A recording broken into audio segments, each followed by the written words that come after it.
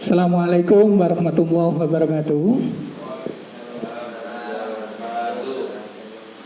Selamat pagi, salam sejahtera bagi kita semua. Saya ucapkan selamat datang kepada peserta didik baru SMA Negeri 1 Porong. Saya ucapkan selamat kepada kalian yang telah berhasil masuk untuk belajar di SMA Negeri 1 Porong.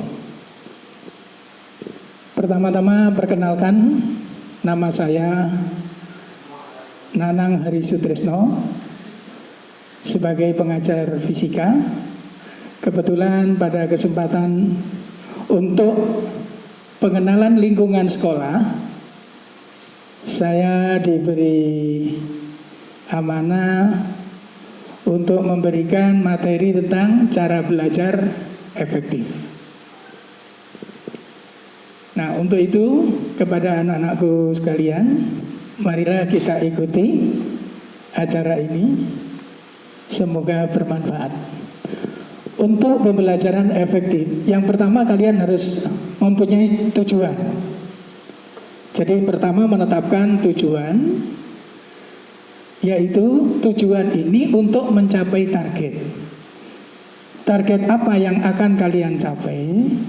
Misalkan kalau kalian ingin masuk ke perguruan tinggi, ini kalau nanti kalian di kelas 12. Kemudian sebelum kelas 12, kalian di kelas 10 harus sudah mulai menyiapkan.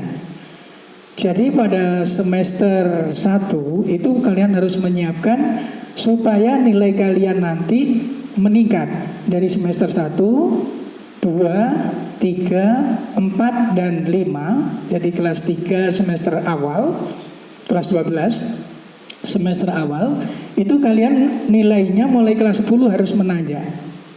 Jangan sampai seperti gergaji, naik turun, naik turun. Nah, kalau nilai kalian naik turun, itu nanti menyebabkan kalian sulit untuk mengikuti jalur undangan atau SNPTN. Kemudian target, ya, jadi harus mempunyai tujuan atau target. Yang kedua, dari target itu minimal nilai yang kamu capai harus paling minim misalkan 80, sehingga nanti nilai yang kamu capai akan mencapai yang lebih tinggi. Kemudian setelah menentukan tujuan, ini kalian harus fokus dan konsisten. Ini. Jadi selama belajar kalian harus memiliki fokus yang konsisten dan konsisten. Kemudian yang kedua kalian harus membuat suatu jadwal. Jadi mengatur jadwal belajar. Nah, di dalam jadwal belajar, dalam satu hari itu ada 24 jam. Di dalam 24 jam itu nanti kalian bisa membagi 3. Yang pertama, 8 jam pertama itu kalian kegiatan yang ada di sekolah. Jadi untuk pembelajaran di sekolah. Kemudian pulang. Nah, ketika pulang kalian nanti membuat schedule. Ketika pulang sekolah apa yang harus kalian kerjakan. Kemudian nanti malam harinya apa yang harus kalian kerjakan. Kamu bagi juga dengan istirahat. Ketika istirahat di rumah, itu kalian harus membuat istirahatnya harus cukup. Paling tidak istirahat itu 8 jam. Nah, di dalam istirahat 8 jam itu kamu ambil malam hari sama sepulang sekolah. Itu harus dibuat schedule. Nah, jadwal pelajaran ini, jadwal belajarmu ini harus kamu taati sendiri. Kamu disiplin. Misalkan ini contohnya jam 7 hingga jam 8 malam itu kamu belajar. Kalau belajarmu 1 jam, ya, kamu harus sungguh-sungguh dan fokus. Tapi setelah itu kamu beri istirahat. Kemudian kalau kamu melakukan pembelajaran lagi, kamu harus selalu diselingi dengan istirahat. Kemudian untuk mencapai hasil yang baik di dalam belajar itu, kalian harus selalu konsisten, kemudian belajar ini harus setiap hari, ya. Karena dengan belajar setiap hari itu adalah akan menghasilkan suatu kunci agar hasil belajarmu lebih baik dan terserap ke otak. Nah, walaupun sedikit tapi harus kalian melakukan. Nah, ini.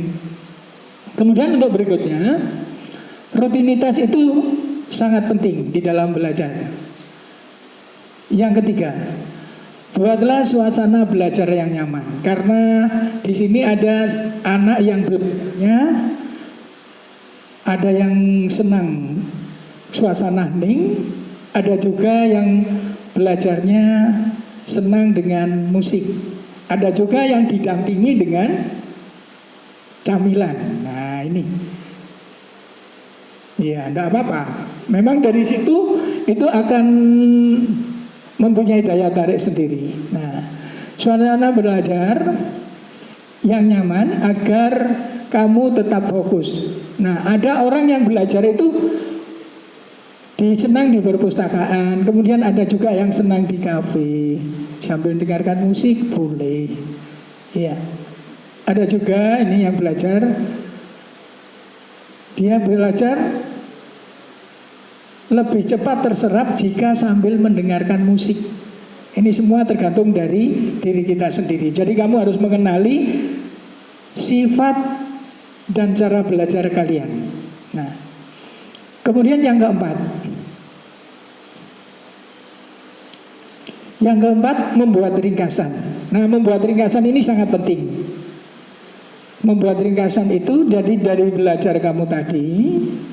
Boleh belajar dari sekolah tadi, misalkan kalau kamu terjadi tatap muka, ya pada saat di sekolah seperti sebelum adanya ini pandemi COVID, itu kan tatap muka. Nah kalian, apa yang kalian terima dari sekolah itu kami buat suatu rangkuman. Jadi rangkuman yang kalian lakukan itu kamu tulis di buku saku. Nah buku saku ini adalah sebagai sahabat atau teman yang paling dekat. Gak usah buku saku itu beli, tapi buku saku itu bisa kamu pakai dari buku-buku yang lama, kemudian kamu bendel kecil sehingga bisa dibawa kemana-mana. Oke? Nah, yaitu membuat pokok-pokok atau poin-poin rumus di dalam buku saku itu sehingga kamu bisa memahami dari pembelajaran yang hasilnya ini bisa dibawa kemana-mana. Jadi buku saku itu tadi. Nah, saat kamu membuat buku saku itu kamu berarti sudah beberapa kali belajar. Yang pertama, kalian membaca.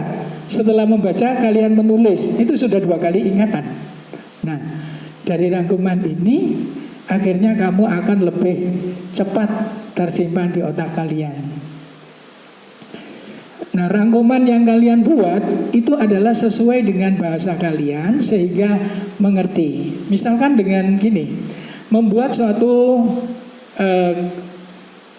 kata-kata tapi di situ hanya memberi tanda panah. Dari maksud tanda panah nanti kalian yang tahu, temanmu nggak tahu, nggak masalah karena buku saku itu adalah teman dekat kalian. Ya, baiklah. Berikutnya yaitu yang kelima. Membuat akronim yang mudah diingat. Ini penting.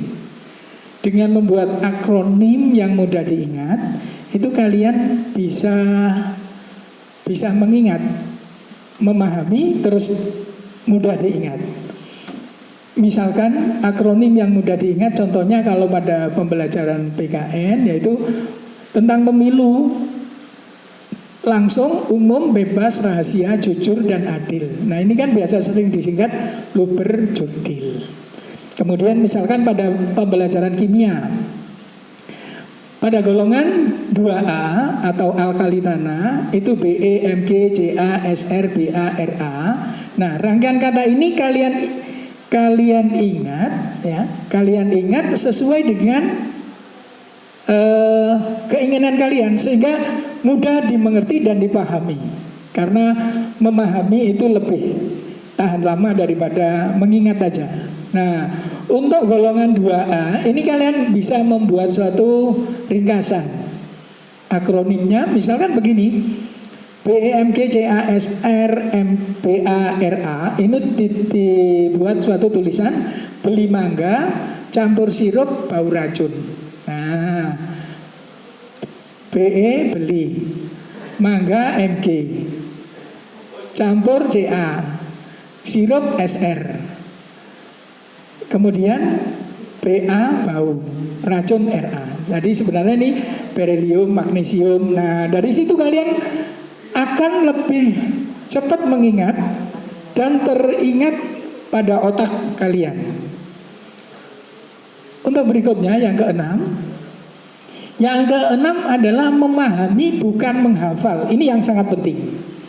Di dalam kalian memahami, ya, bukan menghafal saja. Kalau memahami itu tidak hilang. Karena kalau kalian menghafal, itu nanti misalkan gini, kalian disuruh beli kopi, beli micin, beli sesuatu oleh orang tuamu, ternyata kalian lupa, digoda temannya lupa, kesandung, hilang. Nah, ini menghafal, nggak enak. Tapi kalian ingat. Nah, bagaimana cara mengingatnya? Nah, beberapa orang, salah satu dalam pembelajaran, ya, ini misalkan menghafalkan pelajaran hanya akan efektif untuk ujian atau jangka pendek. Jadi kalau menghafal itu jangka pendek, tapi kalau memahami itu untuk jangka panjang. Jadi ilmu yang dihafalkan hanya akan mudah untuk dilupakan dan tidak meninggalkan manfaat apapun. Jadi memahami itu yang sangat penting. Jadi paham, terutama nanti kalau pada pembelajaran fisika. Fisika itu tahu rumusnya, tapi tidak tahu penggunaannya, itu tidak bisa. Nah, kebetulan saya memberikan materi pelajaran fisika kan. Nah, untuk itu tolong anak-anak mulai sekarang kalian kalau misalkan membuat rumus di dalam fisika, FMA untuk rumus gaya lah. M itu apa? Massa. A itu apa? Percepatan. Percepatan itu pengertiannya apa? Perubahan kecepatan tiap selang waktu. Nah, ini harus tahu. Perubahan kecepatan berarti kecepatan pada detik yang kedua dikurangi detik yang pertama. Itu misalkan dalam fisika. Nah, saya lanjutkan biar tidak terlalu lama. Untuk yang ketujuh, ini kalian jangan malu bertanya. Jadi jangan malu bertanya. Kalian di dalam suatu pembelajaran itu kalau nanti gurunya suruh mengadakan suatu diskusi, kegiatan, nah itu kalian harus mau bertanya. Nah, jangan segan-segan bertanya jika tidak memahami sesuatu atau mengalami kebuntuan dalam suatu ilmu. Kamu belajar karena kamu memang tidak mengerti. Maka jika kamu kesusahan, jangan ragu untuk selalu bertanya. Kamu bisa bertanya kepada teman, bisa bertanya kepada guru, bisa. Nah, sehingga membuat kamu belajar sangat menyenangkan. Nah, di dalam bertanya, usahakan bertanya kepada ahlinya. Misalkan begini, kalian mau bertanya untuk misalkan tentang mesin, ya, misalkan mesin. Nah, kalau kalian pengen belajar tentang mesin, jangan bertanya pada orang yang bisanya cuma elektro saja. Jadi mesin itu sendiri ke ahlinya. Kalau kalian belajar, tanyakan kepada ahlinya. Di situ nanti kalian akan lebih mudah memahami di dalam belajar.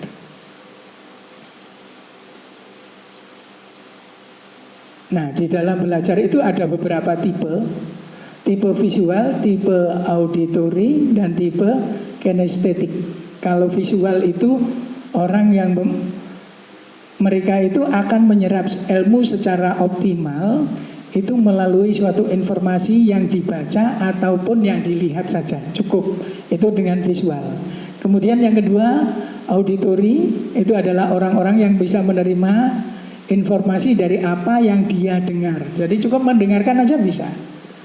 Kemudian yang kinestetik, ini informasi yang diterima dari orang lain dengan melakukan suatu contoh, diberi contoh dahulu atau membayangkan dengan orang lain. Nah, demikian anak-anakku sekalian untuk belajar yang efektif. Mudah-mudahan kalian bisa mengikuti dan bisa memahami apa yang saya berikan ini. Nah, untuk itu pada anak-anakku ya, tolong nanti setelah materi ini kalian buat schedule tentang mulai kalian bangun tidur ya. Sekarang karena masa pandemi berarti kegiatan kalian di rumah kalian membagi 3 untuk kegiatan belajar, tidur, membantu orang tua, kemudian belajar agama, juga belajar tentang sekolah, kemudian tentang apa yang malam hari kegiatan olahraga itu kamu buat schedule. Jadi tugas kalian nanti ini dikumpulkan di webnya Semanip. Kalian gunakan schedule pembelajaran kalian selama masa pandemi ini dulu. Nanti kalau pada saat tatap muka ya dirubah lagi.